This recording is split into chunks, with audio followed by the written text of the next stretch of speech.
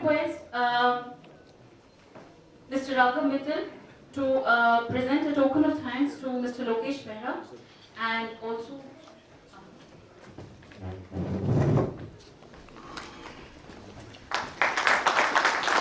thanks to our distinguished speakers.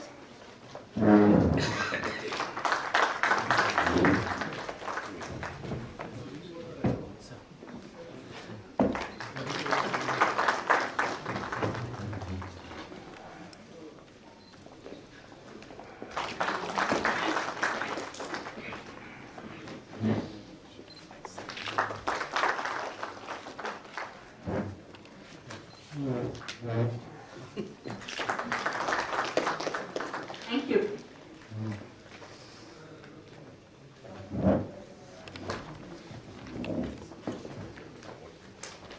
A traditional saying goes, "Bhoko bhajan na hoye gopala, le leo apni kanthi mala." After this marathon feast of knowledge and wisdom, we would all be eager and willing for a sumptuous feast for the belly. A special hot sizzling Basant Panchami lunch is waiting for all of us at the first floor. We thank Baba Farid Group of Institutions, Bhatinda, Punjab for having sponsored this Basant Panchami lunch. We would all try to return by 1:30, 1:45 and we would have yet another interesting and illumining session awaiting us, which would deliberate upon the ways and means to create a conducive environment for attracting foreign students in India for higher technical education.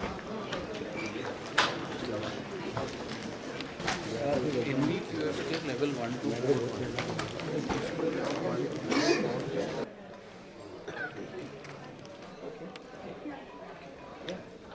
For your information, the sponsors, we would like to acknowledge them for this event. We have University Partner JNTU Kakinada, Felicitation Partner Investors Forum India, Lunch Partner Baba Farid Group of Institutions, Knowledge Partner ETSIL, NTPC, PDIL, Liquid, NTAB and Sparsha Learning. Thank you all. And currently the Minister of State for Human Resource Development, Dr. Shashi Tharoor, said, India has a long and richly deserved reputation as a and in the 21st century, education is re-emerging as one of the core components of Indian soft power. Nations from across the East, Middle East and Africa are increasingly seeing India as their destination of choice for higher and technical education. This campaign to position India as an emerging destination for higher technical education thus comes at a most opportune time. And I am sure it will promote knowledge of educational opportunities in India among students around the world. With this background, I would like to invite Mr. R.P. Sisodia, Joint Secretary, Higher Education, Ministry of Human Resource Development, Government of India. Can you please have a round of applause? I would also like to invite Mr. Deepak Sharma, Senior Consultant, ETSIL India Limited, for deliberating upon the issues, challenges and possibilities of making India an emerging destination for higher technical education for foreign students. On the special recommendation of ETSIL, we have got a special editorial board choice awards to all those institutions who have already taken the lead in attracting foreign students on their campus. I would request Mr. Deepak Sharma to take the session forward to introduce as to what all challenges and what all opportunities do exist for attracting foreign students in India. Sir. The role of ETSIL. ETSIL is the nodal agency for the admission of the foreign students. And basically, we have MOUs with the various institutes, and today, roughly we have 135 institutes We have MOU with them. And we execute the bilateral relations with the various countries and whatever the requirement come from the countries. But additionally, I can briefly say that there's a lot of requirement, especially in South Africa and Asian countries. And no doubt our Honorable Minister, whatever he said, that is the emerging 21st century. It is really true. And the dream is coming, and hope this session will kick off this particular campaign and set a theme. And our Mr. Sisodia is here to enrich us and guide us and motivate you to how to get in this field. And this session will be very important, and it will be can create a roadmap for this particular subject. Thank you.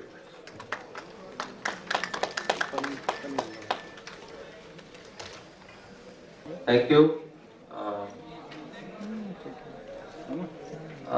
organizers of this program, all the invitees, and those 100 academics or the entrepreneurs who are going to get awards here. I would like to take this opportunity to talk about the higher education system in India and what sort of challenges it is going through, what kinds of opportunities that are there in the system, and what potential exists for further exploit and harness the latent potential that India has. As you have seen, as has been read out, our Honorable Minister for HRD had indicated in his message that India is fast emerging as a destination for international students. If you really see the way Indian higher education has come to today, we see that annually about 200,000 students are migrating abroad from India in search of higher education and technical education avenues, mostly in developed countries. There are certain countries which have become very proactive and which are going on a very fast pace in ensuring that this huge talent pool that goes out of the country is partly tapped by their countries. You'll find New Zealand, Australia, now France and Germany emerging as destinations for the Indian students. If we are sending 200,000 students every year out of the country, we are getting about 20,000 students every year who come in for studies from different countries. And if you see the profile of the students who are coming from different countries, you'll find that most of them come from Middle East, Africa, or our neighboring countries, that is Nepal, Bhutan, Bangladesh, Sri Lanka. A lot of them are coming. But 20,000 is not what India is capable of. In fact, India is capable of providing education to many more students than the number that is coming presently. So I'm going to sort of in a context tell you what sort of opportunities exist and how we should try to tackle them. Our system as of today, higher education system, in terms of number of institutions, is the largest in the world. We have about 623 universities, 35,000 colleges. In terms of enrollment, this year's figures show that India stands second in the world after China. Till last year it was America which used to be second and we were the third. But our enrollment has crossed 24 million. Now that's very positive sign, an indicator that we are going in the right direction, going in the right path. With these many number of institutions and this huge enrollment, one of the largest education systems in the world, if at all it is not able to command or attract students from abroad, there could be a few factors which are influencing that particular thing. Now, what could be those factors? I would categorize them in broadly three categories: quality, facilities, and information. Coming to quality first, as most of you are associated with engineering colleges and engineering education, you know that India is a temporary member of Washington Accord. You also know that slowly accreditation as a means of independent quality assurance system is going to take roots. It has come of age, but it has not yet fully taken off. And in times to come, maybe in a span of 5 years or so, we'll see that all the institutions have an accreditation in them, which is the only way for us, number one, to ensure the basic minimum threshold of quality and also assure the students who are coming from abroad about the fact that they would be receiving good quality education in Indian institutions. In terms of quality, there's a lot of deficit which exists in some of the institutions. Some of the institutions are world-class institutions, outstanding institutions. Some of the institutions may not be of that standard, but certainly they are striving to attain those levels of standard that are required, especially in the context of engineering education, since it's a field in which it's a resource intensive sort of an arena where a lot of resources have to be pumped in upfront in creating a conducive environment for students to come and grow. So, if international students, especially the countries which are neighboring countries to India, Asian nations, Southeast Asian countries, the Middle East countries, and the African nations, one can really provide them opportunities to come. So number one is perhaps the quality that we should flag and keep that in our mind when we discuss and deliberate on the issue that relates to promoting Indian higher education abroad and inviting foreign students to come and study in India. Number two is quality is linked with affordability, something which we have not been able to communicate. That's part of my third broad sort of item that I had labeled. But coming to the second, we find that while some of the institutions, and you will find, I'll not name institutions, you see I'm in higher education systems in 3 years, I know how it is developed and how it's growing. Some of the institutions, including private ones, and the government ones as well, have created such facilities which are attracting foreign students in quite a large number.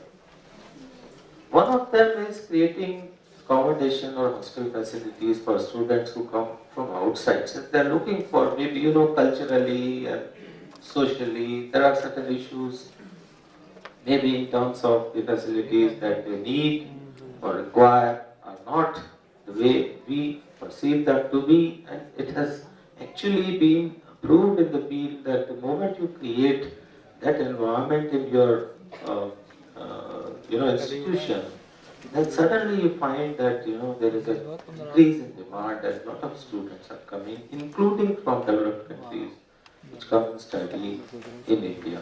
So, and the classroom environment that you provide, and also at times you have to grapple with the problem of language.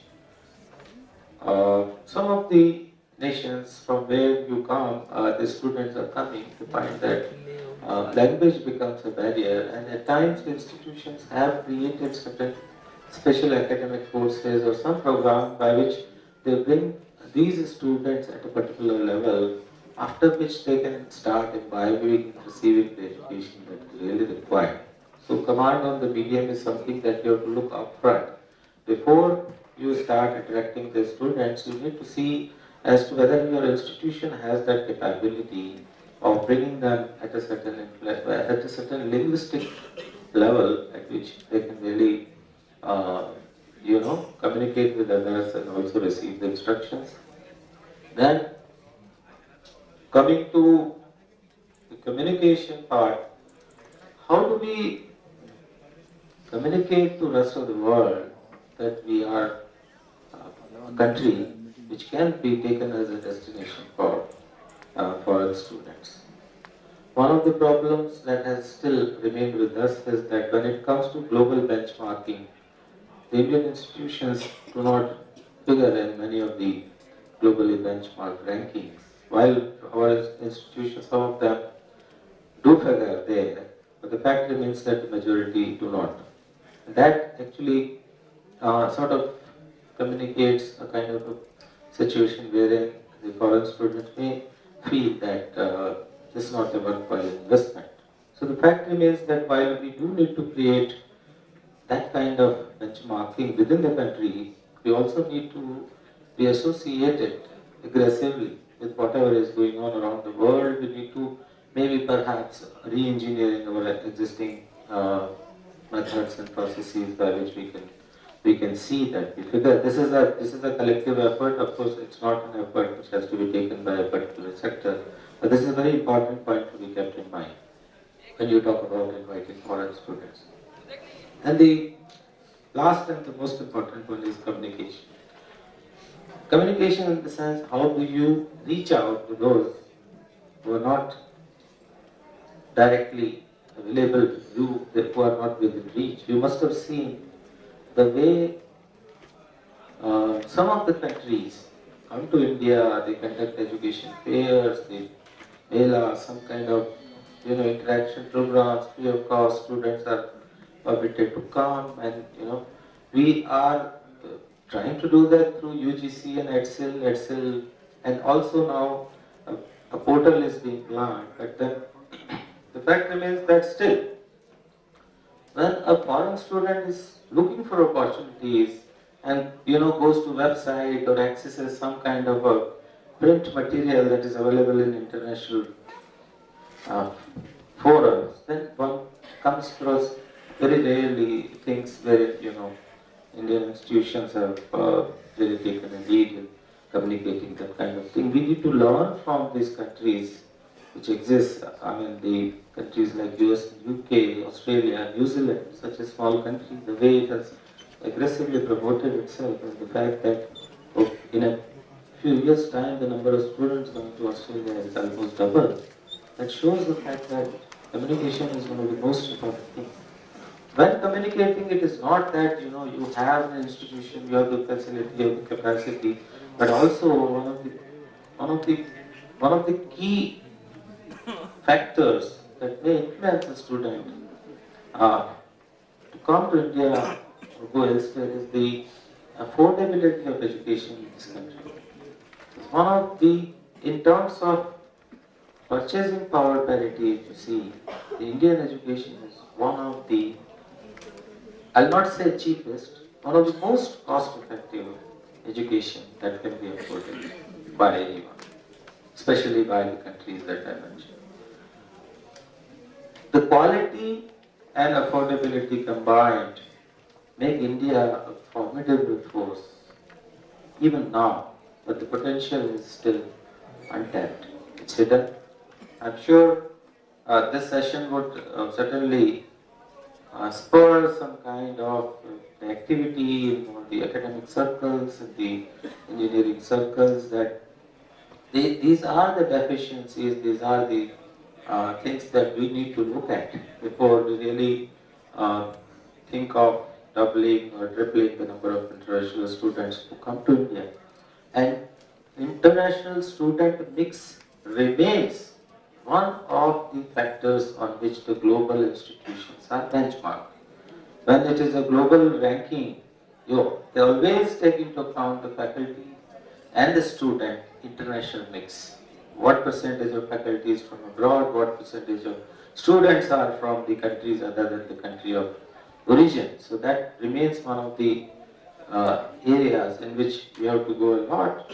The regulatory agencies today have permitted 15% supernumerary seats, I think, all the regulatory agencies, and for NRI, for the children of NRIs in Gulf and all that, there is again a special sub-quota created since those students also come back to India. So I'm sure in times to come, I only hope that this will be a good. This was an occasion for me to communicate my ideas to you and also perhaps listen from you and maybe interact with you and maybe answer a few questions. And I thank all the organizers of this conference very much. I thank you for bringing the academia together, for giving awards to those who have done well in the field of education. All the best to you. Thank you. Earns $20 billion by getting students from abroad. Now 95,000 crore rupees and $20 billion are somewhere of the same order. So we are having a great trade deficit. India alone is contributing 1 lakh students to the United States of America, and we are receiving only 25,000 students from across the world. Being a seat of learning since ancient times, India now can really attract a large number of students from emerging economies, as Dr. Tharoor in his message has aptly commended. So, I think we would now open the, there are special awards which are also being given to institutions who have attracted foreign students on their campuses. That has been on the special recommendation of the HCL. Chairman HCL, Ms. Sanju Banerjee ma'am will be coming and felicitating those entrepreneurs who have attracted foreign students on their campuses. I think we can take this opportunity to further know from the experts as to what are the challenges and what are the processes by which an institution can attract students from abroad. So maybe we can open up the questions over there. Maybe sir would like to tell the entire process in questions after that. Sir. I'm Professor Joseph from Cochin, Kerala. There's always a wide gap between what we preach and practice, because Kerala, for one state, does not permit the private institutions, especially professional institutions, to take foreign students. They allow only the government colleges alone to admit foreign students. So, we the private institutions, many of the private institutions in Kerala are far better, are ranked better than many of the government schools. But it is an irony that the government does not permit the private educational professional colleges to admit foreign students, while only the government colleges are permitted to do that. Another thing that I would like to say is that at the school level there is no such restriction. So we have lots of Korean students coming to our school. Lots of Korean students come to our school to learn English and to improve their English. So at the school level it is being permitted, but at the college level they prevent it. And many foreign universities, especially the universities in the UK or Australia or United States, they come, and I have always been encouraging them to visit our campus and to have interactions with them. Always I have found that their motive is mainly to attract our students to their universities abroad. While we have been looking for a mutual exchange or program for mutual benefit. So many of the advanced countries don't entertain that. They are not really happy with regard to that. They would like to have to see what advantage they can take out of our facilities here. How can they attract giving publicity to their facilities over there? That is again another thing that I have observed. These are the things that I would just want to draw your attention to. Thank you. Everybody, that 50% extra seats are permitted in all the institutions. Maybe state government has imposed some kind of a restriction which I am not aware of. But certainly if something can be done about that, and try to have a look at that. And second thing is that you have brought out a very relevant point about the foreign people or institutions institutions coming basically to recruit and not interested now.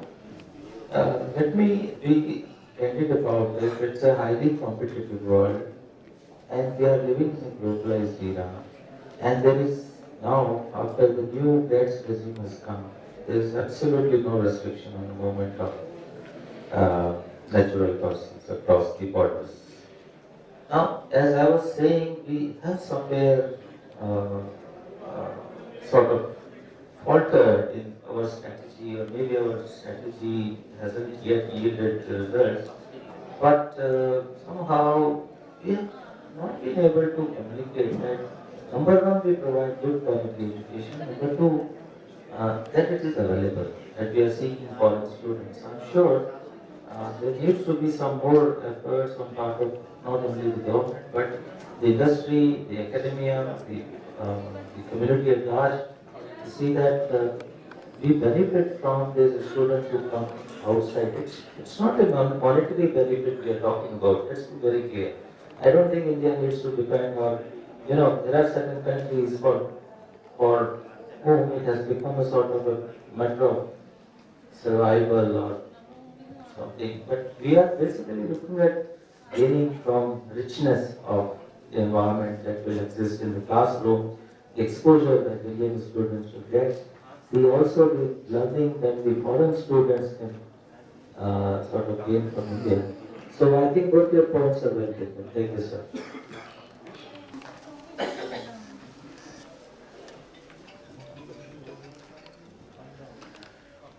Good afternoon, sir. I represent Jaipur National University, Jaipur, and we have problems when the foreign students are studying some of the university. And we're opening, we talked about globalization, we talked about trade transfer, we talked about break-in studies. Now the problem that they have is that they want to keep a particular university on account of various reasons, which I would not like to express it on. But the government, the central government, the Ministry of External Affairs, why I'm bringing this to your knowledge is so that this point can be raised and we would like to write to you. Being the Secretary of the Private Universities of Rajasthan, also I would like to present this to you, that they are not permitted to take transfer into any other university. They are asked to go back to the parent country and reapply to the university. Now this is also causing, whatever number intake we have, this is also causing a loss in that. So I just wanted to bring to your knowledge that this kind of practice, like in Kerala, he said that private institutions are not allowed. So we are losing out on students. There were around about 35 students from Palestine who had taken admission somewhere else. But because they could not cope up with the language problem, like you mentioned, communication is a major problem there, and they could not cope up. They had 2 bags, and it was the third. He was doing the first or the second time. So he wanted to shift to some other course. So being in the HRD and being time where we're talking about trade transfers, I think this matter needs to be looked into very seriously so that we don't lose out on these major areas. And today Malaysia is emerging to be one of the major hubs for the Middle East students going there. So I don't think there's anything that lacks in India that we cannot do. And if this could be taken up with you and the Minister, it would be wonderful. We can further improve on the number of foreign students that are coming in. Thank you. We need to have, the way in a small country like Malaysia, it has permitted foreign institutions to come in, have a collaboration, set up the institutions of good standing, and also the way it is encouraging, the kind of environment it has provided. We need to not only learn from that, but I am happy on account of the fact that I am coming to sort of come across these issues for the first time. Let me be frank and clear about it. We have a different bureau which looks after international cooperation. And this thing, I do not know whether we are talking of inter-institutional transfer, that means from one university to another, then maybe there is that visa problem. But within the institution, if one is opting for changes of course, as your own statutes and your own ordinances may perhaps be coming in the way. I am actually not sure. But I would like to be enlightened. You kindly write a letter to me.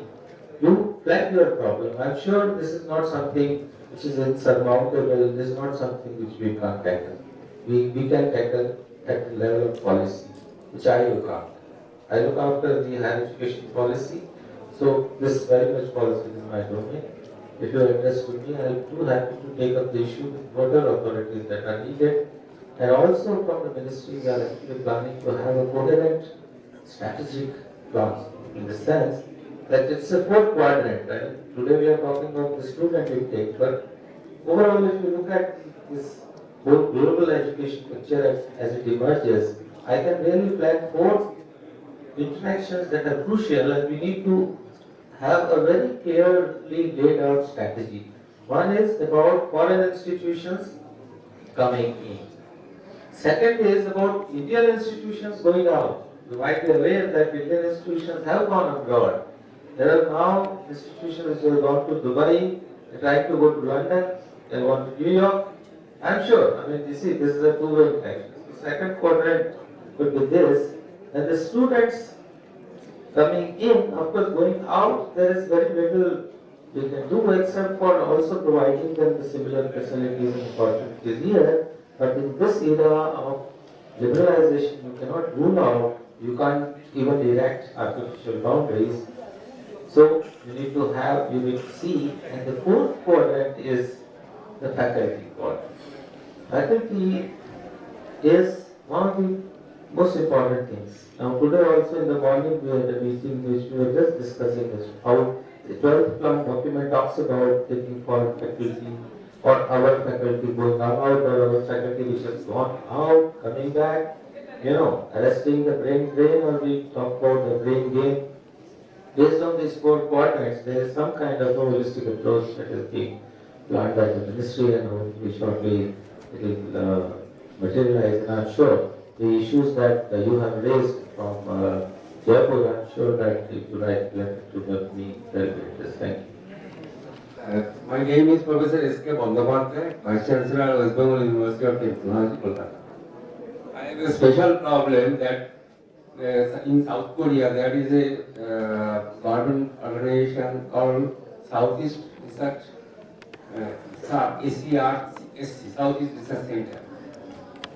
And these people are, some of the people, around 200 students are coming to my university for the engineering courses. But our university is a technical university, so they told us that South Korean language has to be started prior to that. But our Act and Statute does not permit this type of language courses has to be started. So any solution can be provided because so that you can be in touch with the South Korean and you can exchange the programs. Well, it is a question of, see, there are two issues. One is that as far as I understand Indian universities, the way they are legally structured, they are fully autonomous and they have their statutes and ordinances.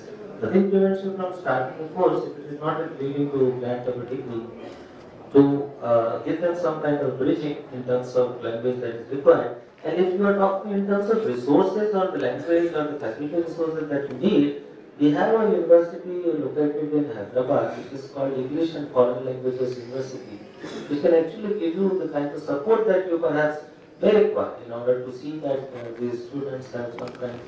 Because I do not know, because this problem, it looks to me, doesn't need to go beyond the boundaries of the authorities of the universities. And I'm sure once you take up the matter in your executive council or whatever you call it, board of management, whatever, it may be taken care of. Every year from America, there are at least 40 odd universities, similarly from Germany and France, who visit Indian universities, Indian colleges for taking students for their graduate studies there. And they come and advertise here. They camp here for weeks together. Whereas we do not go outside and try to advertise ourselves or what are our capabilities. I think that is one thing which we probably need to do. Especially in Dubai, there is always some kind of an educational fair which takes place. And in our institute, we used to have this 15% quota for foreign nationals and NRIs, but not even 2% was getting filled. After going there consecutively for 2 to 3 years, it is now more than 12% seats are getting filled. That's an eye-opener for us also. The second thing is, institute should sign MOUs for student exchange for one semester credit transfer between our universities and other universities. And that will create a good impression about our institutes in the minds of those students. And that will be an indirect advertisement about our institutes. I think these two things we need to do. You are fully right. Actually, I didn't want to use the word marketing, so I said communication. But what you are saying is very right, that we are not so aggressive and not so proactive with this. And for sure, one of the reasons that you find the India has huge potential, when I was talking about affordability, let us also keep in mind that Indian higher education is highly subsidized, especially in public institutions, on the foundation of full cost recovery. It's a private dominated market or whatever you call it, system. So hence, it makes huge sense. I am actually saying that 20,000 is no number for India at all.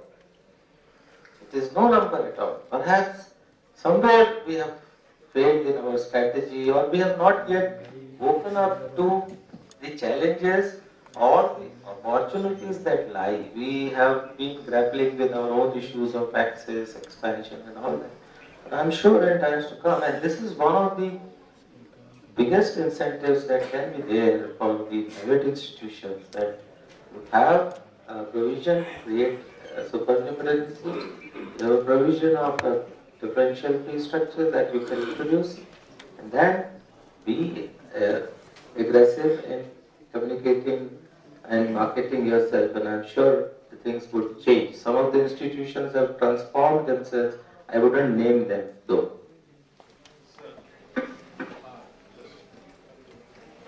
Yes, I would like to add a few things here. Basically, we are participating in almost every month, or say in a month twice, in a education fair abroad, and under the banner of EdSec.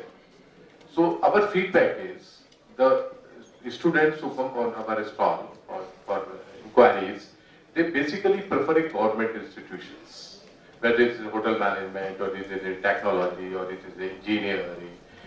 And I can tell you, I don't want to quote a name, but they also ask some inquiries about 2-3 big institutions in India or educational growth. It means the message is going abroad. If we have a private institutions, but here the government efforts will back you, not government will go for promotion or marketing. That the private institutions themselves do aggressive marketing or whatever, image building, communicating, whatever word you will use. But that's efforts required from the private institutions to go abroad. Some institutions are going. But at the moment, there's a lot of inquiries outside the government institution regarding the private institutions. But they know the name also. So they always put in Brazil or South Africa, they ask some institutions. So it's an area where we have to work hard, work collectively with under the guidance of the ministry, under the, some motivation from the ministry. But it's an area where we have to work on. May I suggest that HC should go for a consultancy with IIM Ahmedabad to develop a better strategy? We have been receiving students, but the number could have been multiplied, sir.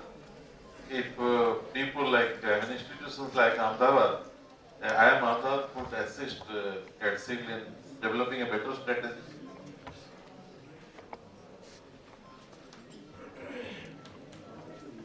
See, the ADSL role is basically at the moment is a admissions or foreign students or the bilateral relations, and whatever the requirement comes from the Ministry of External Affairs, through Ministry of External Affairs. But I can also, I want to reply to my gentleman from Kerala that it is not correct that the private institutions are not allowed to take the admission for the foreign students. ADSL at the moment having more than 100 MOUs, out of which we can say 60 to 70% with the private institutions.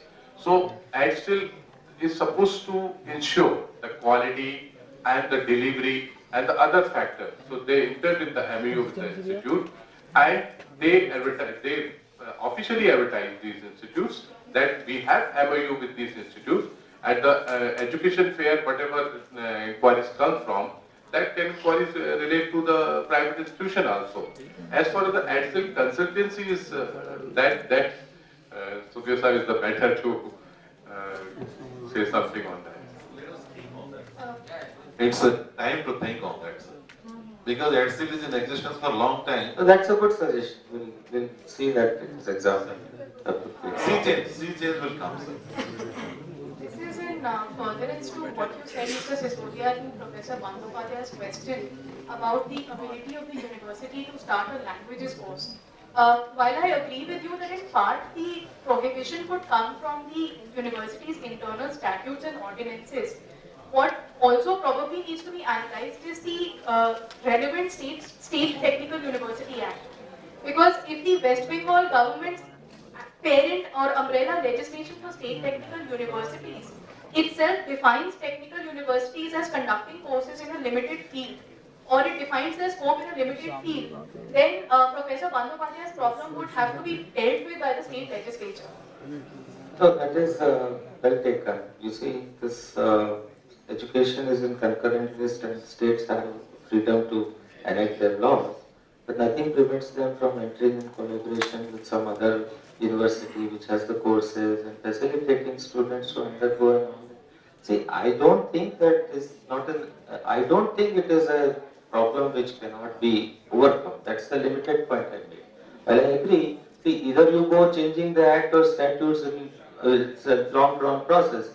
What prevents you from having a collaboration and just organizing some programs? And they have, you see, some of the universities are only affiliating non-teaching universities, the technical universities. If it is a teaching university, then they can do it. If it is only affiliating university, they can have a tie-up with an existing university having arts and humanities courses. So the other question that I had was that there is some dichotomy on the policy with respect to foreign institutions between the UGC and the AICTE. I know that this is not a question relating to foreign students particularly, but this issue of foreign institutions, the MHRD and parliamentary committees have been grappling with for a fair amount of time now. I'll explain the issue to you in brief. The issue is... I'm aware of issue. I mean, what is the thing? There is a dichotomy you need. So I think that there is a lack of jurisdiction on the part of AICTE to permit a collaboration in the field of technical education which leads to granting of degrees. Because the granting of degrees is the exclusive domain of the UGC.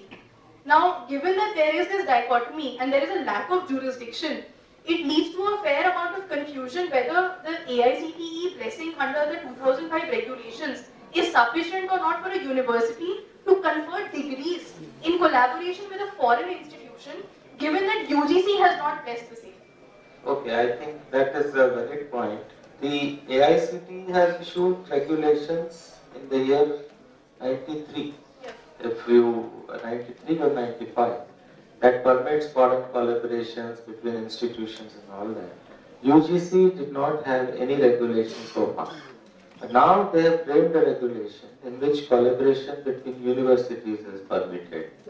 Now, as far as collaborative programs, student exchanges and all that is concerned is fine. Perhaps the ambiguity and the confusion is on account of twinning programs, if I understand it better. Because in case of twinning, you have another institution granting degrees from other institution, which is a foreign institution.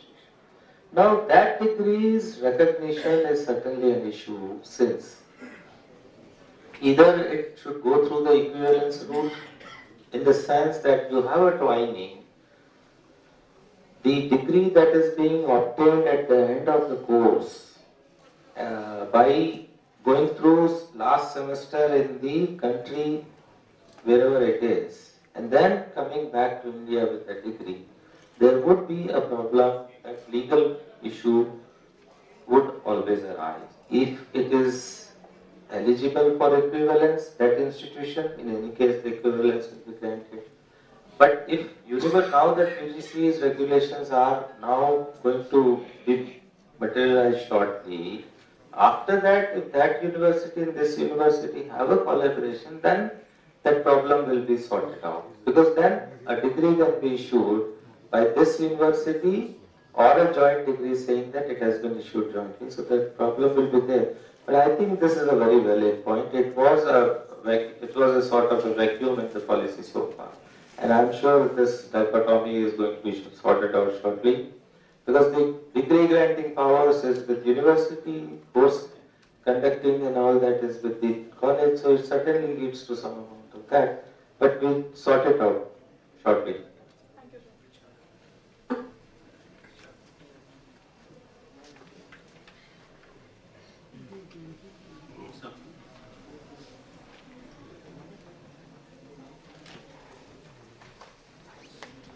Good afternoon, sir. I'm Dr. Harish Sharma. I'm from University, Ambala. When we talk about the foreign students, I think they have to face the eligibility issues also. Like we are talking about the engineering course, the requirement here is that the student must have studied physics, chemistry separately. We have some inquiries from Zambia. The students in Zambia, they study physics and chemistry as a single course, science. So we have to say no, that we cannot take you. I think in Malaysia they are offering some foundation courses, or if the universities can be allowed to have bridge courses where the deficient subject can be taught to them and then they can be able to. You are a deemed university, right? So in such a case, you should have no problem because your admission processes are laid down by you. I'm not so sure, but once you become a university, then if it is a college, certainly then somebody else will conduct the admission. But you are taking your own admissions on your own admission criteria. So I don't know if there is a problem, you can always address that to us. We'll try to solve it. I understand that, but at times the AICT guidelines are not being followed by the universities. The court case has been. All I would like to observe is that we are getting a very large input in terms of foreign students, close to almost 35% of our previous year's admissions were international admissions. We do have international faculty also. So, but the bulk of the input is coming from neighboring countries or African countries or some of the Middle East countries. It's not coming from developed countries because in engineering and management education, still that trend has not started. We are getting admissions from China also, but mostly in the IT field because in IT software development, they believe India has a leadership position, so we do get students from China for IT, for yoga, for a lot of other things, but not for engineering or management. So the major issues are, yes, as everyone is trying, we are also trying to expand and increase our catchment. The fundamental issues are that the cost of education in India happens to be definitely very competitive compared to the developed countries, but the students who are not getting admission in an IIT or an NIT, if they prefer to go abroad paying 6 times, 8 times or 10 times the cost that is in India, the basic reason is that they hope to settle down there or to get very lucrative employment. It's not only the quality of education, about 25-30% students are prompted by the quality of education. The balance 70% are those who have the money to afford the foreign education, are not getting admitted in good Indian colleges, and they thereafter the tier 1 or 2 colleges they don't want to go into, so they go abroad. So we have to develop an image as an educational fraternity. The quality of education has to go up, keeping our cost competitive, and what we believe in this university that eventually this will have effect. It had an effect in IT. We became almost recognized world power in IT for the very simple reason that knowledge power in India is available of an excellent quality for a very competitive cost. The same way, the intellectual capacity of Indians is undoubtedly one of the best in the world. Only thing is there has been a huge gap, and as of now the biggest constraint in the faculty and industry exposure. If we can tie up with more industries and bring in courses which are very relevant for the employment purposes and also if we can develop a very strong faculty resource which is tuned to these challenges. Current faculty resources are not tuned because the fields are evolving very fast. So these are the two big challenges. Getting good faculty is one of the biggest challenges. This is what we are trying to address. I think most of our competing institutions who are our brothers from this country are also trying to do the same thing. And if we can raise the quality standards, keeping the cost competitive, I think there is no reason why India should not become an educational power in the world. That's all I'd like to state. Questions? We are seeing a lot of hands raising. Just a moment, sir.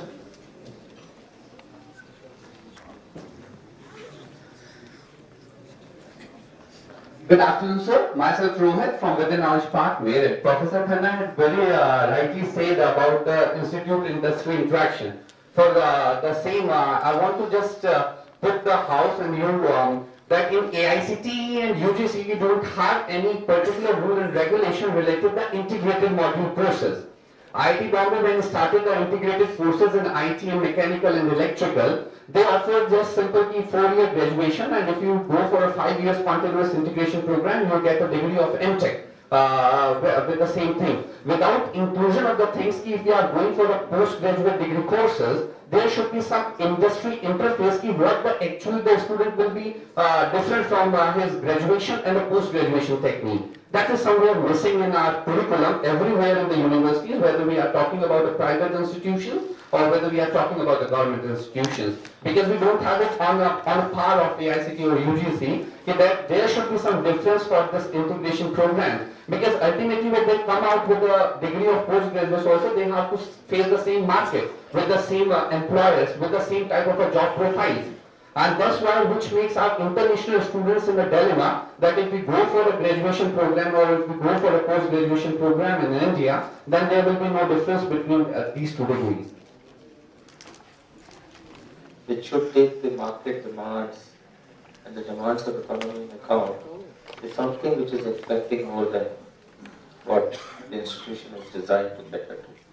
It's probably the industry, academia, and the private institutions as such which have to take the lead in designing courses and curricula, integrating with the industry in such a way that you create the graduates which are readily employable, and then in turn shape out the policies of the regulator.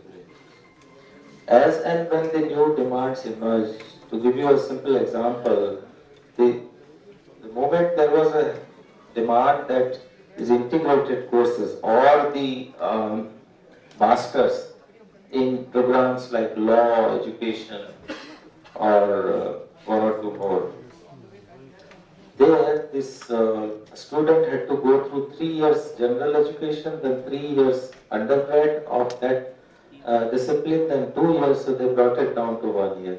The integrated courses now, once you have the integrated courses, then you have, it is a 5-year course, then naturally you need to integrate that industry thing or internship or whatever you call it in the program design itself, so that at the end of 5 years, if you get a degree of post-graduation, then you also are imparting the requisite, the requisite level of competence and the level of knowledge to the student. But your point is well taken. We really look forward to industry and academia engaging in a far more fiercer and robust dialogue in order to ensure that the graduates who come out of your institutions are readily absorbed in the market. I have a small announcement or a small plea to make that even after our best efforts and things to organize the seating arrangements, we could not reserve a lot of things for all the people. What we felt is like it's a temple of education and all the educationists are coming over. So there won't be a problem occupying space at any front or back or side or middle corner of this August auditorium. We all respect you all, and it's a felicitation of every one of you. So I'm extremely apologetic if anyone is feeling that he is not being taken care duly. I sincerely apologize that. It was quite difficult to earmark or number. It's like first of its kind for Parliament of Edupreneurs. So we still don't have got a secretariat which can earmark as per the denominations and things like that. So my humble plea that today is also the occasion of Vasant Panchami, and since our childhood days we have been taught like Vidya Vinayam Dadati.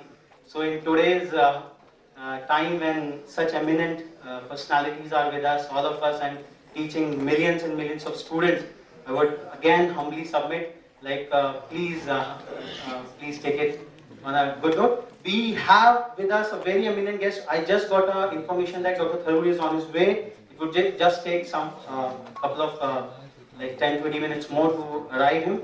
We have got Dr. M. Moni with us, who is the Deputy Director General of National Informatics Center. Like the way we have this theme of attracting foreign students to India, Dr. Moni has been championing all through his career as to how the engineering students can be productive to the grassroots developments of this country. Today, with the shift in the geopolitics, if you have all heard the President Obama's speech just a couple of days back, when he said that manufacturing has to return back to the US, the entire geopolitics is shifting. China is in a terrible shape, like how to sustain its manufacturing might, which was all supported by the US companies out there. So probably there has to be a shift in the outlook and in-look as to how we will groom and channelize the energies of our young talent, and which can usher this country to the new age. So I think we don't have a better champion than Dr. Moni to illumine us on all this subject. I would request Dr. Moni to please come on the stage. And sir, please, yeah. Okay, Dr. Sisodia sir has to leave for another meeting, so we will all take his leave. Thanks, sir. Sir, please, Dr. Moni.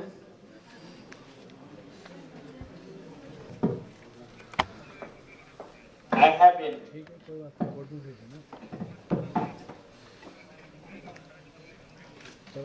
working in the field for the last 34 years, and also I've been interacting with students from various institutions,